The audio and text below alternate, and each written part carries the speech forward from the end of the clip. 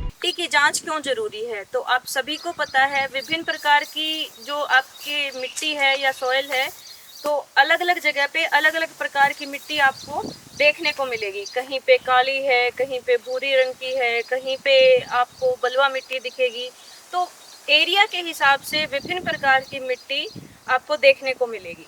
तो सबसे उपयुक्त मिट्टी, जैसे कि हमने पहले भी इस बात पे जिक्र किया था कि सबसे उपयुक्त मिट्टी धान की फसल के लिए कौन सी होगी?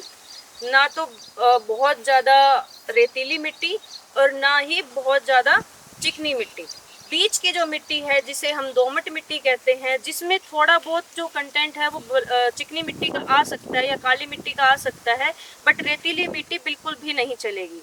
तो इन सब चीज़ों की हमें जांच क्यों ज़रूरी है? क्योंकि कुछ मिट्टी में सैलिनिटी की या सोडिसिटी की या फिर एसिडिटी की दिक्कत आ सकती है। अब ये क्या चीज़ें हैं? एसिडिक सॉइल वो होती है, एसिडिक मृदा जो है या मिट्टी की हम बात करें तो वो मिट्टी होती है जिसके अंदर जो पीएच है वो क्या होगा? बहुत कम होगा, है ना, लगभग 3 के आसपास या 3 या 5 के आसपास होगा, तो उसको हम एसिडिक मिट्टी बोलेंगे।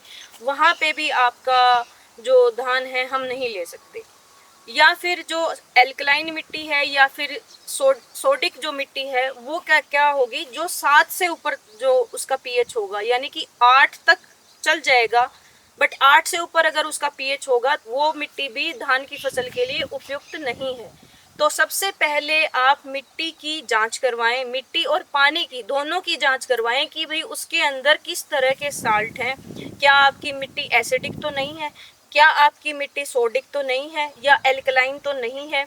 अगर आपकी रेंज 5 से 8 के बीच में आती है पीएच की, तो आप उसमें धान की फसल ले सकते हैं। अन्यथा बहुत ज़्यादा एसिडिक मिट्टी में या बहुत ज़्यादा एल्कलाइन मिट्टी में, यानी कि बहुत ज़्यादा पीएच अगर कम होगा तब भी आप धान की फसल अच्छी नहीं ले सकते, और बहुत ज़्यादा अगर पीएच होगा, अगर 8 से ऊपर पीएच होगा तब भी आप धान की फसल अच्छी नहीं ले सकते। तो सबसे उपयुक्त जो पीएच है वो 5 से 8 के बीच में है। अगर आपके पास 1 एकड़ ज़मीन है, ठीक है, तो आप 4 कोनों से और बीच से आप ऐसा सैंपल लें कि आपने थोड़ा थोड़ा सैंपल लिया 5 जगह से, उनको अच्छे से मिक्स कर लें, यानी कि आधा किलो आप मिट्टी लें और उसकी जांच करवाएं। नज़दीकी कोई भी केवीके सेंटर हो या फिर आप एचयू जा सकते हैं, ऐसे ही आप पानी का सैंपल लें। तो मिट्टी और पानी की जांच बहुत ज़्यादा ज़रूरी है। कोई भी फसल की आपको अगर उत्पादन अच्छा लेना है तो उससे पहले ये दोनों चीज़ों की जाँच बहुत ज़्यादा ज़रूरी है।